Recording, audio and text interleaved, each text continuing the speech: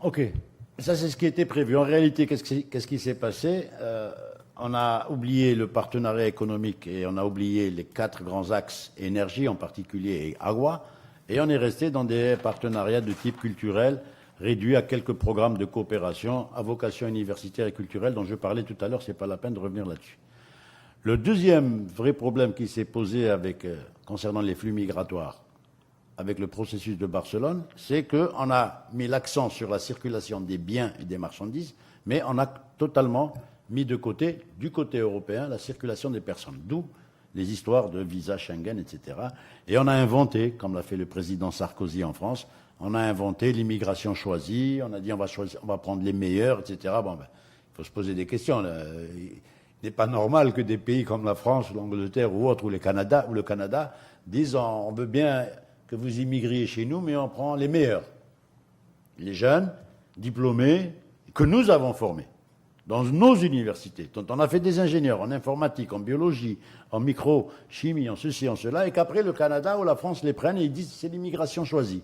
Ben on n'en a pas besoin. De toutes les façons, à un moment ou à un autre, ils finiront par réaliser qu'ils ont besoin, bien entendu, de développer des projets de développement dans ces pays plutôt que de prendre le brain drain tel qu'il se fait actuellement.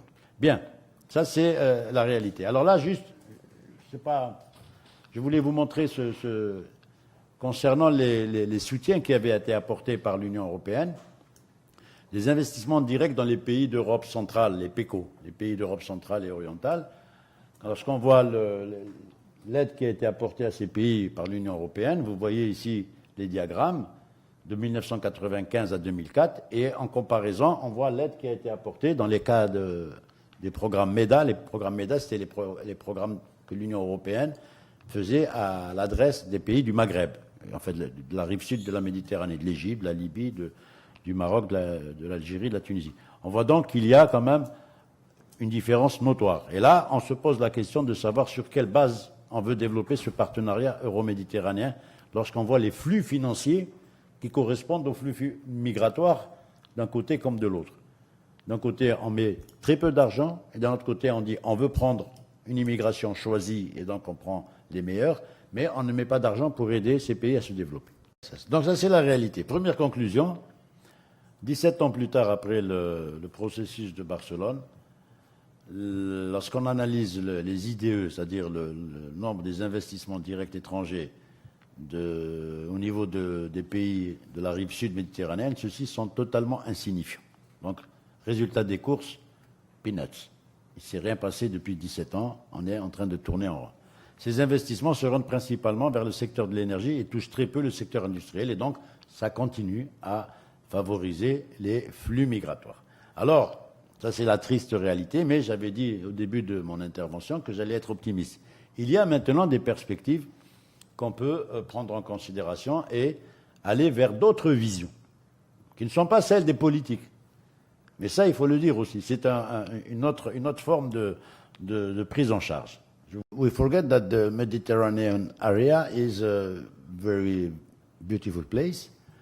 30% du trafic maritime mondial, 30% des touristes internationaux viennent en France, en Italie, en Espagne, en Tunisie et ailleurs. Et donc, on devrait considérer cette région non pas comme un passage pour qu'il y ait des morts dans les traversées d'immigrés clandestins, que ce soit du côté de Lampedusa ou du côté des îles Canaries ou du côté c'est dans l'Atlantique ou du côté de l'Espagne, mais comme un espace où on peut bien vivre. Et là, il y a un enjeu stratégique qui est déterminant. Cet enjeu stratégique, c'est d'abord l'énergie. Le premier enjeu. Le second enjeu, on en parlera rapidement tout à l'heure, c'est la démographie. Le premier enjeu stratégique, c'est le fait que l'Europe n'a pas d'énergie et qu'elle est maintenant face à un véritable problème de résorption ou de try to reduce the nuclear energy source.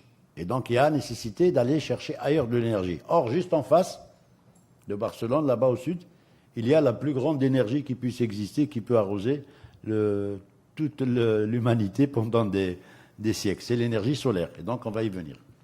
Alors, donc, maintenant, la question se pose de savoir les pays du Nord sont face, c'est actuel, ça. Vous avez vu les débats qui se passent en Allemagne, même en France, sur la production énergétique qui est liée à l'avenir de l'énergie nucléaire. Va-t-on continuer d'aller vers le nucléaire? Big question. C'est pas évident, parce qu'il y a trop, après l'accident de Fukushima, au Japon, les gens se posent des questions et ont peur. Donc il reste à revenir vers l'énergie solaire. Et l'énergie solaire, c'est un potentiel formidable de création d'emplois. En plus, pour une zone qui s'appelle l'Europe, qui maîtrise la technologie et qui a une crise économique terrible. Et donc, face à des pays qui ont des moyens financiers et qui leur disent, bon, venez, exploitons cette nouvelle énergie solaire. La problématique est la suivante. Ça, c'est des questions que je pose. It's only question about this pour inviter au débat. Est-ce qu'une coopération énergétique dans le domaine de l'énergie solaire est-elle porteuse optimistique, comme je disais tout à l'heure, réaliste, d'optimisme réaliste?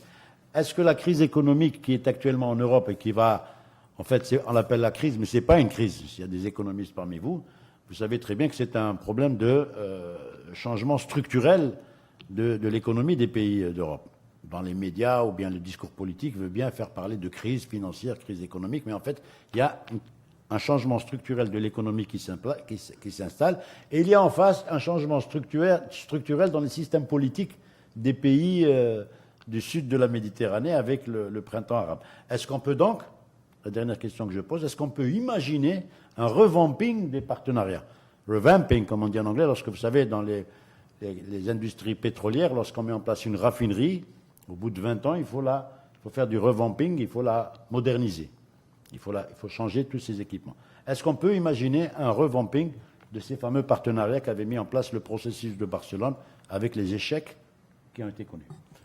Alors, je voudrais retenir, pour aller très vite, parce que là, il y a 3 grands projets qui peuvent être pris en charge de manière sérieuse par les pays de la rive nord et les pays de la rive sud, justement dans le cadre de la lutte contre la migration clandestine, etc., et qui peuvent, ces projets-là, absorber tous les demandeurs d'emploi qui arrivent, que ce soit ceux du Nord, où il y a beaucoup de chômage qui se développe. Combien en Espagne? 25% de taux de chômage? 30 maintenant? Ça va vite, hein? C'était 25% il n'y a pas longtemps. Et l'emploi des jeunes qui sont la majeure partie de la population dans les pays de la rive sud. Réduire les taux de chômage des jeunes. Pour la rive nord, ce sera un défi différent. Comment maintenir une dynamique économique et créer des emplois au moment même où la population est en train de vieillir. C'est-à-dire qu'il y a des paradoxes qui sont des paradoxes qui apparaissent conflictuels.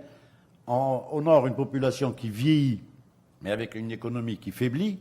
Au sud, une population jeune qui augmente, avec une économie qui ne décolle pas. Donc ça, c'est des paradoxes sur lesquels on peut réfléchir de manière très simple. Et pour ce faire, moi, je considère qu'on peut mettre en place une espèce d'espace qui soit un espace énergiquement solidaire. Ça veut dire quoi? L'Europe n'ayant pas d'énergie, l'Afrique ayant une réserve d'énergie, l'Afrique du Nord, énorme à travers le Sahara, ils peuvent tous les deux, Europe et North Africa, ils peuvent mettre en place une politique et un nouveau cadre de partenariat qui va éviter l'approche des migrations, des flux migratoires, de l'immigration clandestine, tout ce cinéma sur lequel on nous fait réfléchir et qui en réalité est une fausse question qui est développée par les politiques alors que les vraies questions sont laissées de côté. Il y a un prix Nobel de physique, je le cite ici, Carlo Rubbia, qui dit que dans le Sahara, il pleut chaque année l'équivalent d'un baril de pétrole par mètre carré sous forme de rayonnement solaire. C'est-à-dire qu'au-delà des réserves de pétrole qui existent en Libye, en Algérie, ou au Tchad, ou au Niger, ou je ne sais où, l'énergie la plus importante, c'est l'énergie du soleil. Ça équivaut à un baril de pétrole par mètre carré uniquement le soleil. Donc c'est encore 10 000 fois plus intéressant que le pétrole. Mais ça suppose un changement de mentalité et de comportement.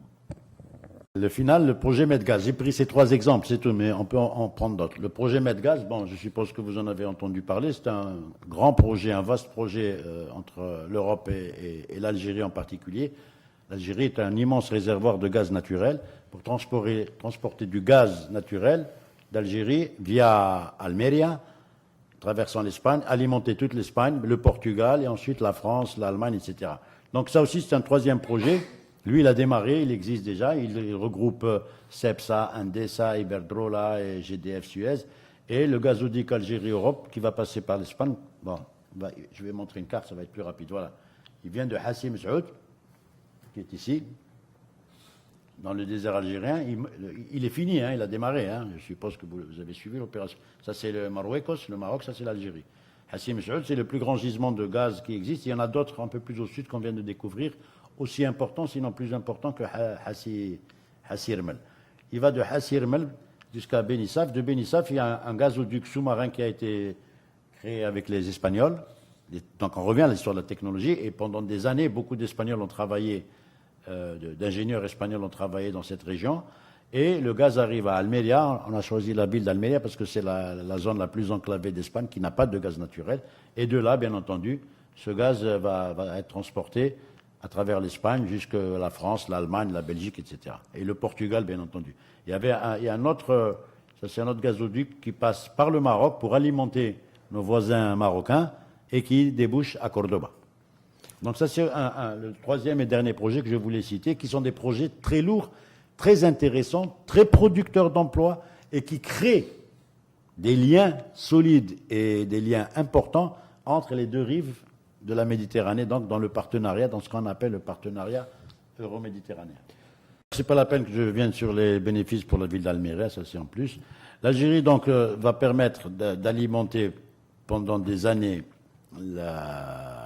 l'Europe en énergie solaire avec le projet Desertec s'il se met en place, il n'est pas encore mis en place, puisqu'il y a encore des réticences, il y a des gens, et c'est un financement colossal, mais les moyens financiers existent.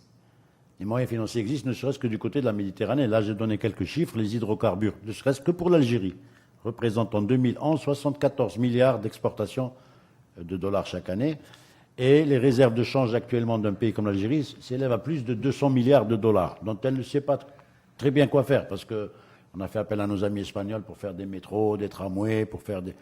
Parce qu'il n'y a pas l'industrie pour ça. Donc il y a le potentiel. Il existe en Libye aussi. Il existe dans les pays comme l'Arabie Saoudite. Il existe maintenant au Tchad, puisque le Tchad en a découvert du pétrole. Tous ces éléments-là sont des éléments qui peuvent inciter les populations à développer d'autres partenariats. Je passe rapidement là-dessus. Et je conclus là-dessus, si vous permettez. Si l'Europe veut devenir une économie compétitive et répondre aux évolutions démographiques, parce qu'il y a un enjeu démographique important dont on va parler tout à l'heure, il est probable que la migration doive suivre une courbe ascendante à l'avenir. Et là, il faut poser la question de la migration, de mon point de vue, de cette façon. Et pas seulement de façon comme on l'étudie un petit peu actuellement, les clandestins, pas les clandestins, la culture, l'interculturalité. La culture méditerranéenne, elle existe depuis plus de 20 siècles. Les Romains sont restés 700 ans en Afrique du Nord, les Arabes sont restés 700 ans en Espagne, les Français, les Visigoths, etc. Bon, je ne sais pas pourquoi aujourd'hui on essaie de trouver de l'interculturalité là où elle existe depuis plus de 2000 ans. L'Égypte pharaonique, les Libanais, etc., les religions sont les mêmes, l'islam, le christianisme, pour moi, et le judaïsme, ce sont vraiment les mêmes religions, elles réfèrent toutes à Abraham. Je ne vois pas pourquoi on essaie de développer un discours qui, lui, va à l'encontre de ce que l'on peut considérer comme le creuset culturel de la Méditerranée. Par contre, si on s'intéresse à des questions réelles, qui consistent à dire que, il y a une population vieillissante au nord, qui est en train de poser un vrai problème de prise en charge, et il y a une évolution démographique avec un parcours économique qu'on doit mettre en correspondance, à partir de ce moment-là, on parlera de la migration de manière plus optimiste, moins fermée, et on ne parlera plus de migration clandestine.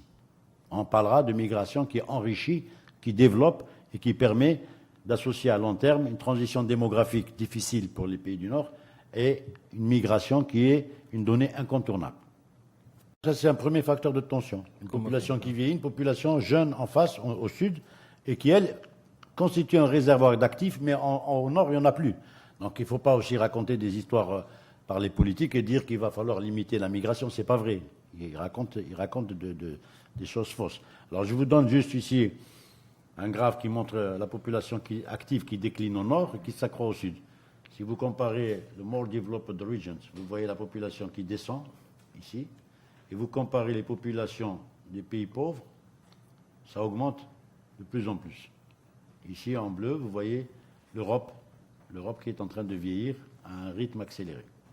La nécessité de main-d'œuvre pour les économies du Nord, sur le long terme, la croissance de l'économie européenne va se heurter aux problèmes démographiques.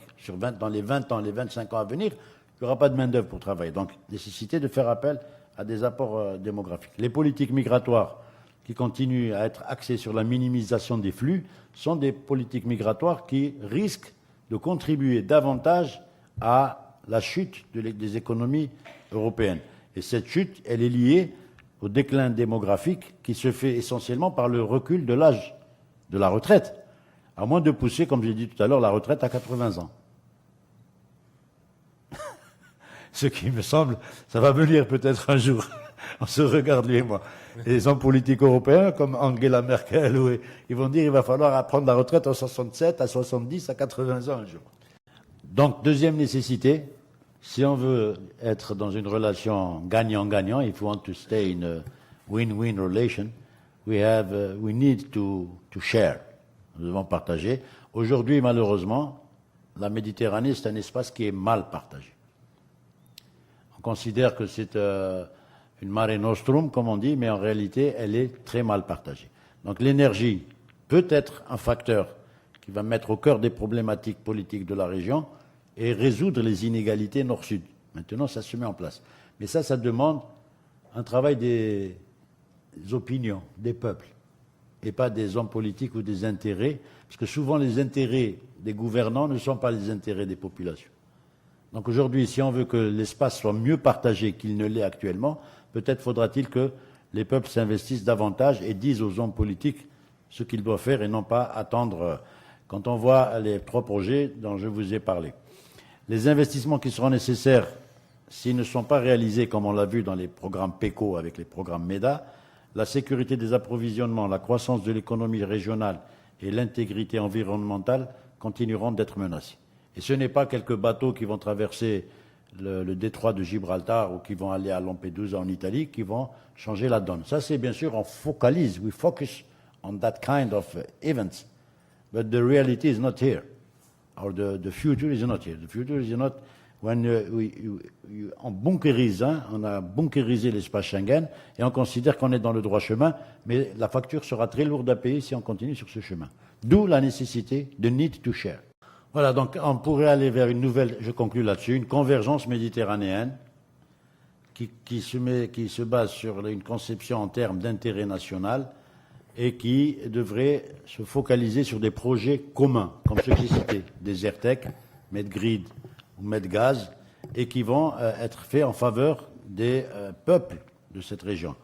Je conclus avec cette phrase de l'Organisation internationale des migrations et l'Organisation internationale du travail, qui spécifie 2 organismes internationaux qui disent que les politiques qui excluent les migrants des mécanismes de relance risquent leur propre exclusion du marché du travail. Le capital humain en migrants existants et potentiels pourrait jouer un rôle crucial sur la voie de la relance économique et du renforcement de la compétitivité de l'économie européenne en comblant les pénuries de main-d'œuvre et en apportant les compétences nécessaires. Ce n'est pas moi qui le dis, c'est l'Organisation internationale des migrations et l'OIT. Et sur ce, je vous remercie infiniment.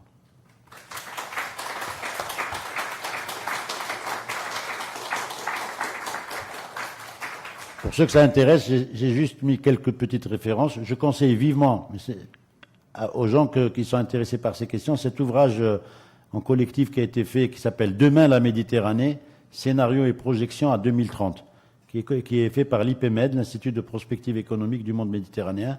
Il existe en version anglaise. Il vient de sortir, il est récent. Je conseille vivement aux étudiants de le lire parce qu'il est extrêmement intéressant.